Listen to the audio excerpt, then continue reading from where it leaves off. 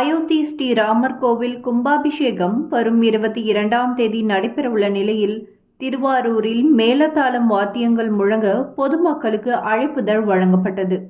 பாரதத்தின் ஆன்மீக கலாச்சாரத்தின் அடையாளமாக விளங்கும் அயோத்தி ஸ்ரீராமர் கோவில் கும்பாபிஷேக விழா வரும் ஜனவரி 22ஆம் தேதி அன்று நடைபெறவுள்ளது.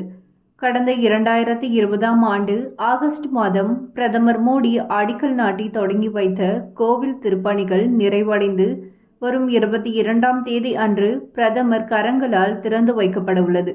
பகவான் ஸ்ரீராமர் கோவில் கும்பாபிஷேகம் பாரதத்தின் ஒட்டுமொத்த மக்களுக்கும் மற்றொரு தீபாவளி பண்டிகையாக இருக்கும் என்பதில் சந்தேகமே இல்லை. அன்றைய தினம் நாட்டு மக்கள் அனைவர் இல்லங்களிலும் தீபங்கள் ஏற்றி கொண்டாடுமாறு பிரதமர் நரேந்திர மோடி கேட்டுக்கொண்டுள்ளார். இந்நிலையில் ராமர் கோவில் கும்பாபிஷேக விழாவில் பங்கேற்குமாறு நாட்டின் முக்கிய பிரமுகர்களுக்கும் அரசியல் தலைவர்களுக்கும் ஸ்ரீராம ஜென்மபூமி தீர்த்த க்ஷேத்ரா அறக்கட்டளை அழைப்பு விடுத்து வருகிறது. அதன் ஒரு பகுதியாக திருவாரூரில் நாதஸ்வரம், மேளதாளம், மங்கள வாத்தியம் முழங்க அயோத்தி ஸ்ரீராமர் கோவில் கும்பாபிஷேக அழைப்புதழ் பொதுமக்களுக்கு வழங்கப்பட்டது.